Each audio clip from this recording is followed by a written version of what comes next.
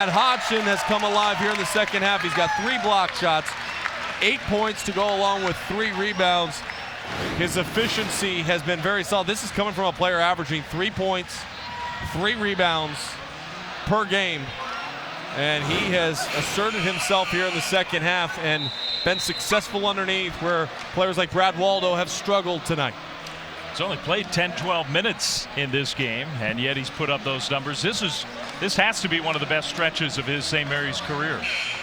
There's no question it is. This is a player that really has struggled on the bench. His season high for points, by the way, is 10 against North Dakota State. He's played limited minutes. He was efficient in his minutes, though, in Las Vegas. In 16 minutes versus the Zags, he had 8 rebounds. It's his hustle and heart that has set the Gales apart right now. Baczynski's got to find an answer underneath the hoop because Hodgson's getting deep post position and scoring at will. Back-to-back possessions, they've isolated Baczynski, and Hodgson's been scoring. Closest this game has been here in the second half. Utah ball out of the timeout. 1 field goal in almost 5 minutes for the Utes. Wright picked up the dribble. And Stephen Holt is here, going through the screen. Attack. Hodgson fouls away from the basket. So that was not a great play for Hodgson. That's his 3rd personal. He has been a spark for St. Mary's, though. The Gales, 7:32 to go, down by just 5.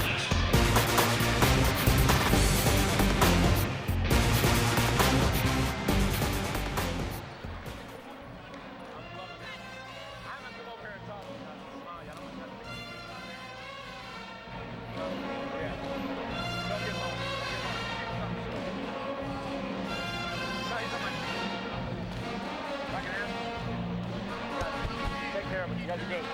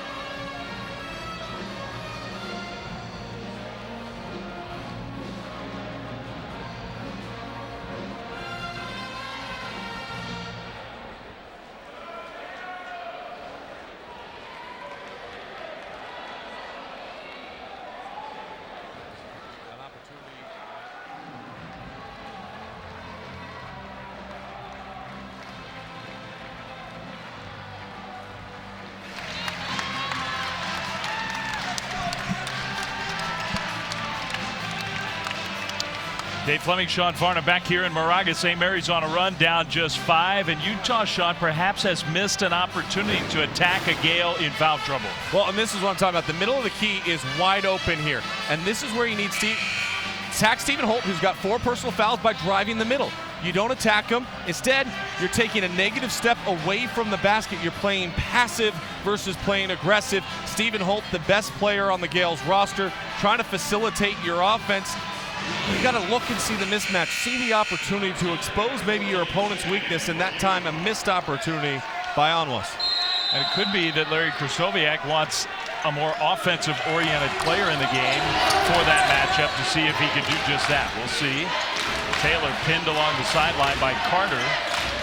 Gale's defense has been good. Utah's offense sloppy, but St. Mary's has played good defense. Shot clock down to 18. Everything difficult for the Utes right now. Might not be that difficult if you isolate the one player with 4 fouls out on the floor. Taylor dribbling, finding Baczynski, who's hammered.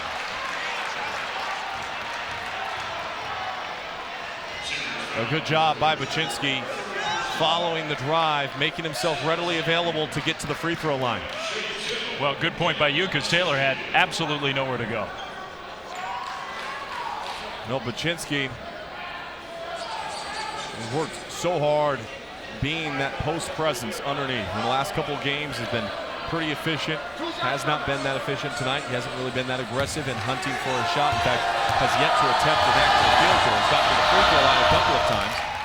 But in the 3 games prior to this, 10 of 15 from the field, averaging 9 points per game. And coach said today at shoot around, hey, if we're going to advance in the NIT, our bigs need to get the ball for us to win.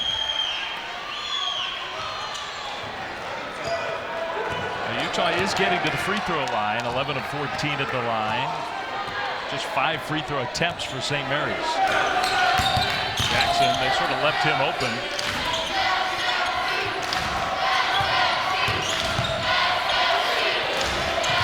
Backdoor to Walker, good left-hand finish. Walker continues to assert himself at the offensive end. Hodgson and Walker have been the 2 offensive stars here tonight. Particularly in this second half, those 2 really have been for St. Mary's. That's an offensive foul against Delon Wright, who is a very frustrated player right now. Wright just 3 of 8 shooting from the floor. He does have 6 assists, 8 points, and 7 rebounds. But those shooting numbers are far down from where we've seen him over the course of the season. You mentioned in the first half, 57% field goal percentage on the season. Well, the body language for Utah, for a team that's still leading this game by 5, not great. Holt to the basket with the foul.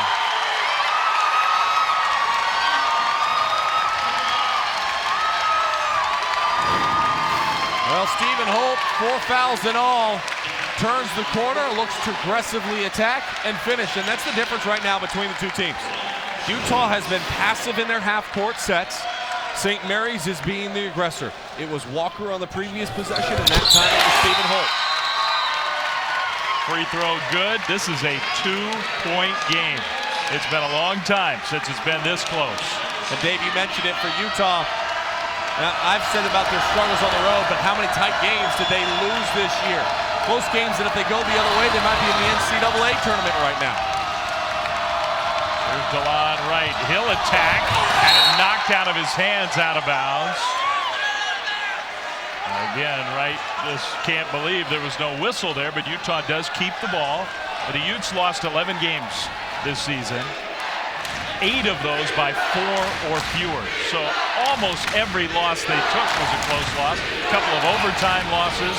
Loveridge, without the out-of-bounds plays, Utah's offense would be lost. Those have been great plays for them. And that's a great job executing. And for St. Mary's, they got to fight through some of those screens. Loveridge has 12. Another chance for a 3-point play. Stephen Holt does not want his career to end tonight as a St. Mary's Gale. Playing with 4 fouls, but playing with aggressiveness.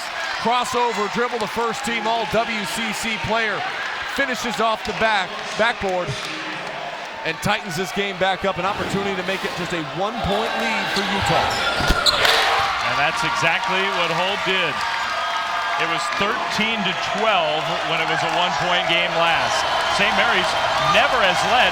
St. Mary's was down 11-0 in this game.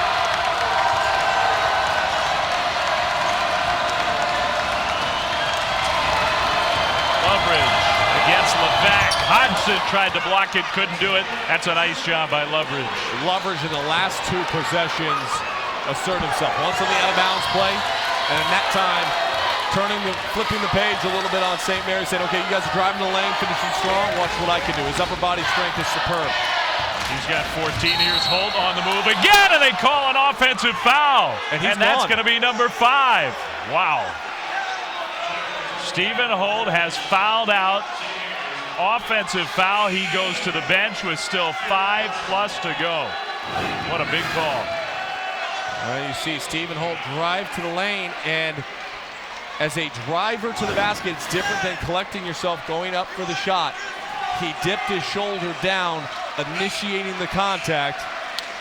And Stephen Holt, who rarely shows emotion, is showing it right now. And these fans are showing their appreciation for all that Stephen has done for this program, as he's going to have to sit down and watch for the final 5 minutes.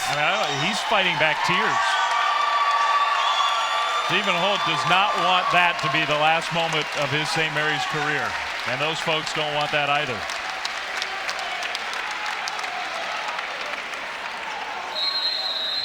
An outstanding young man, and you can see the emotion in his eyes. And now he's got, for the final 5 minutes, he's got to do his best to be the leader from the bench. That's hard to watch. That's a kid who's been an all-time great St. Mary's player. Illegal screen against Utah, turnover. Yeah, I've been there. Anybody that's played the game at the college level, I know Miles is back in the studio tonight. You remember your final game and what it was like, and how agonizing it can be, the emotions that come over you as you realize it could be your final moment. When you're in the postseason, you win or you go home. Your final moments watching from the sideline. Not a great pass there. Levesque couldn't handle it. Wright goes to the bucket. Another offensive foul. Somehow McCoy got back after he threw the pass. And DeLon Wright just bowled him over, apparently. And to be honest, his back heel touched the circle before it came up and was elevated. That one should have been a block. Larry Krystkowiak not happy about it. Gales get the ball back, though. McCoy cut off. Carter, three. Is good. Tie game.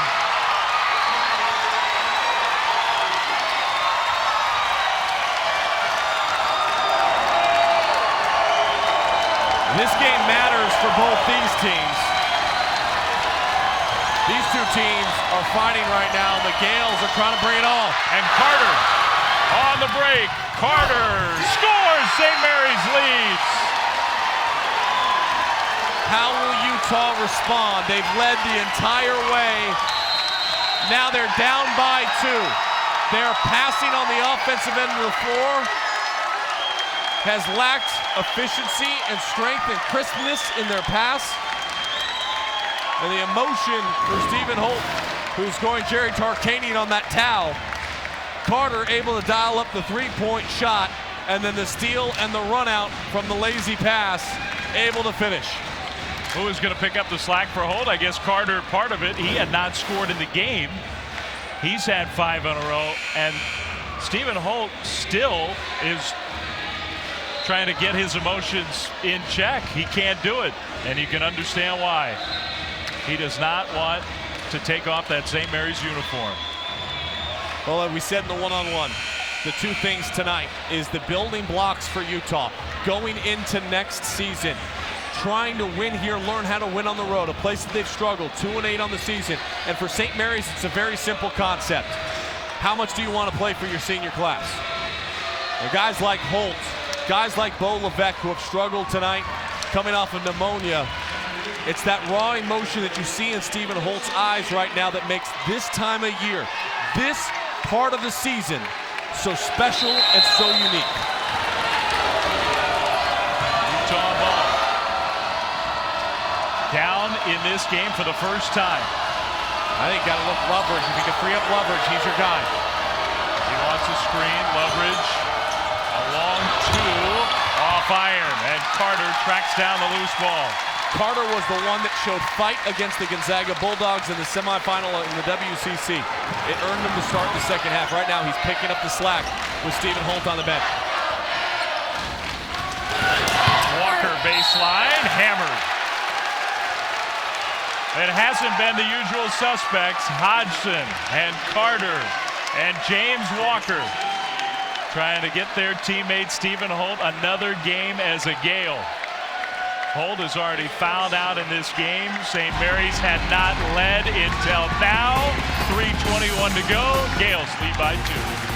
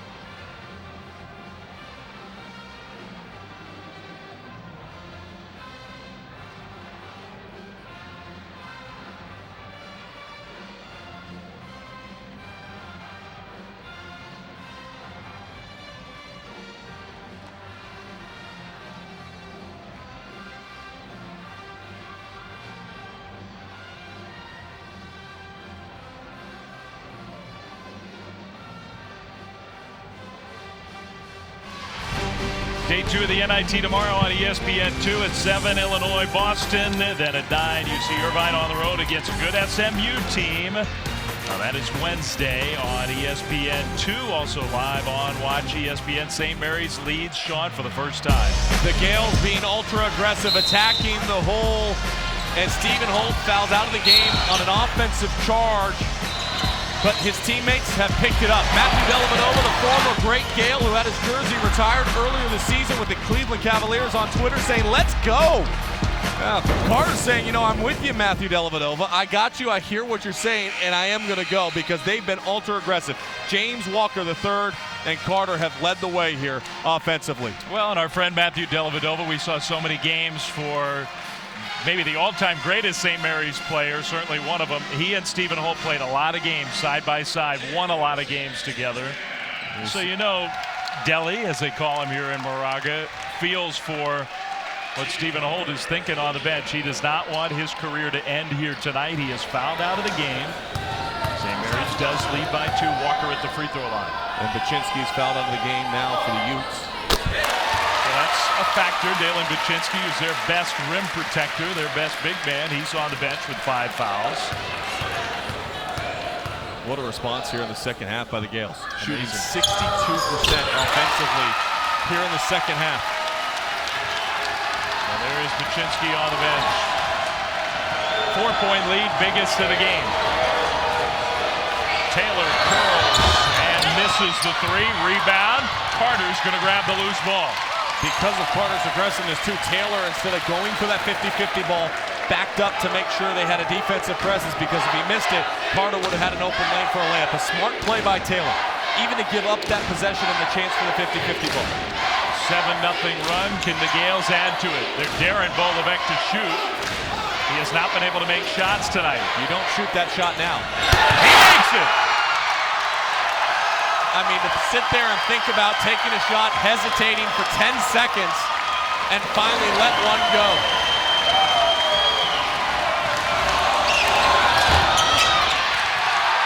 Another turnover. St. Mary's ball up by 7. Amazing how this game has changed. And Stephen Holt still, with all the emotion of a senior, on the bench with 5 fouls. Carter 3 is good.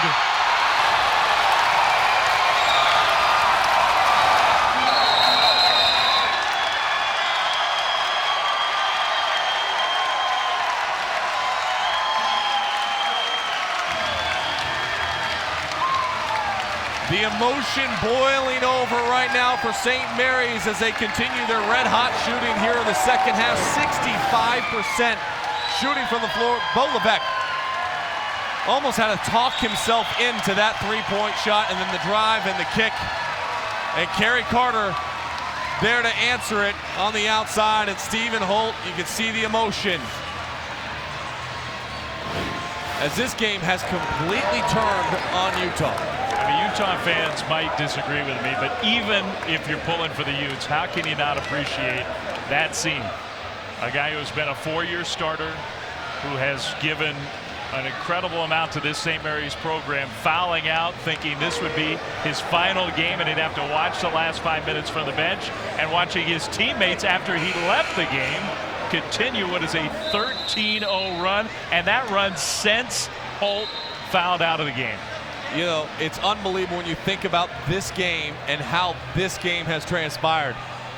Truth be told, when Holt went out of this game, I thought that Utah was going to start being aggressive. Yep. They haven't been. They've been passive in their half-court set. They're shooting 35% here in the second half. They need to turn it up. They need to set some screens for Loveridge. They need to get right, going to the rim, being on balance, finishing at the cup. These are things that we haven't seen since the early stages of the first half when they had that 11-0 lead. By the way, Randy Bennett doesn't have to coach his team for the last 2 minutes. He's got a coach on the bench. Now, Stephen Holt is going to talk it up. Right, draws a foul. Well, there is an aggressive move to the basket for Utah finally. That's exactly what I was just talking about. Getting to the lane, drawing the contact, being on better balance, not drifting and falling out of bounds like we've seen from Wright a couple of times tonight. Larry Krasowiak just can't believe what he has seen. This Utah team was up 11-0 in this game. At times in the second half, they looked like they were going to blow St. Mary's out. They got to make the most of these opportunities. 2 minutes left to go. Make this, it's an 8-point game. You can pressure up on St. Mary's, extend out the pressure if you want. No need to foul. Get a stop, come back down and continue to be aggressive. Right, makes them both. Here comes the pressure. Remember, the pressure had bothered Stephen Holt when they brought it. Had to call a timeout earlier in this half. They have 2 timeouts remaining. Carter from McCoy into the front court, and St. Mary's wants to use some clock now. Carter had it poked away, though, out of bounds. Bad break for the Utes. Jakari Tucker's foot was on the line. That would have been a run-out opportunity. Now the question becomes, is they reset the shot clock at 35 seconds. Now, that would have to demonstrate possession of the basketball prior to his foot stepping on the out-of-bounds line. Otherwise, the shot clock should not be set at 35 right now. And this is a big decision that these officials are going to have to make, given the fact that there's 1:46 seconds left to go. Yeah, Utah desperately needs the shot clock back down to what it was. So if he had possession, and it kind of looks like he corralled it before that that left foot, excuse me, came down on that out-of-bounds line. Oh. You can possess a basketball with just one hand. That's one of the things. I go to the officiating clinics back in early or mid-September, late September, and they talk about possession of the basketball. When do you have possession of the basketball? Can you have possession of the basketball when it's cupped and you're swinging it back? Yeah, that's still possession of the basketball. You still already gained possession if it's in control, and that's the question of what the officials are looking at right now. Do they deem that possession was obtained prior to that foot stepping on the out-of-bounds line?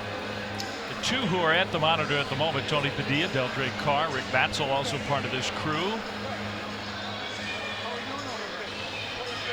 So they finished their review.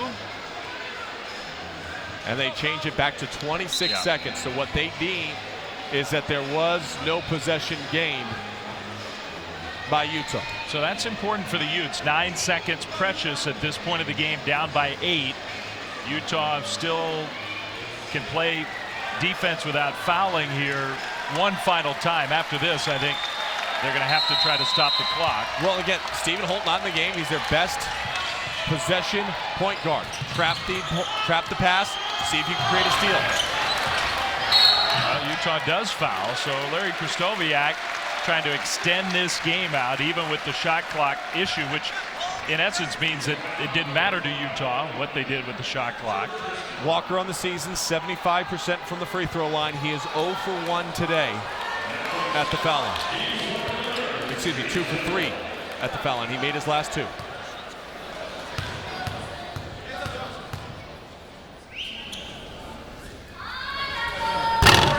That one no good. The Utes need some help, and that's a start. To be aggressive if you're Utah. Get the ball in transition, get something going to the rim, set a screen away for Loveridge. Walker found a way to rattle that one home. He's got 17 for St. Mary's. Big game for Walker. Utah cannot waste time. They need points. They need them fast. Loveridge against Hodgson, pulling his way to the basket, draws a foul. And Hodgson came down a little awkwardly. Jordan Loveridge to the free throw line with the clock stopped. An opportunity for points. 4 fouls against Matt Hodgson. With all the emotion of Stephen Holt, with Carter's burst, with Walker's scoring, it's worth reiterating how much that guy changed the game for St. Mary's. Well, and he's going to come out of the game right now because he's limping. And Loveridge will go to the free throw line. He is yet to attempt a free throw on the game for Loveridge. And the drive down the middle. And Hodgson goes up. Just landed gingerly on his foot, I think, backing away.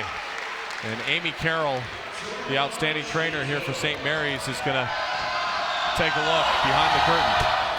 Loveridge makes the first of 2 free throws. Brad Waldo back in the game. It's amazing. The Gales have come from behind with almost nothing from one of their very best players. He's hardly played. Both free throws good. 7-point lead. Carter trapped. Carter gets rid of it. And now precious seconds ticking off. Good pass from McCoy. Bo Levesque will hold. Gales doing a nice job of playing keep away. Now they foul McCoy. Now Utah let 14 seconds wind off the clock. Initially you go for the trap, go for the steal, but after that I think the Utes down 7 have to foul with a little more urgency. I would have fouled Bo Levesque with the basketball.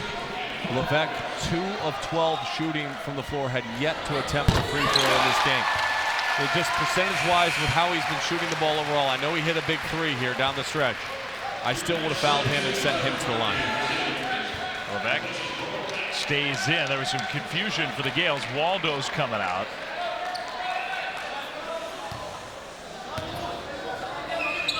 Paul McCoy, too strong. Rebound DeLon Wright. So the Gales have missed a couple free throws. Right. That was almost a carry. Anwas pinned it against his hip, out of bounds, off of Walker. That's what Walker's saying to Rick Batzel. Well, that was definitely got caught on the hip. That should have been a turnover for Utah. The question is for Utah, who wants to shoot the ball right now? Yeah. And everybody's being passive, trying to swing the ball around. You got 1 minute and 9 seconds left. You're down by 8. You got to go. Gotta go. Taylor goes. Taylor. Whistle. Blocking foul.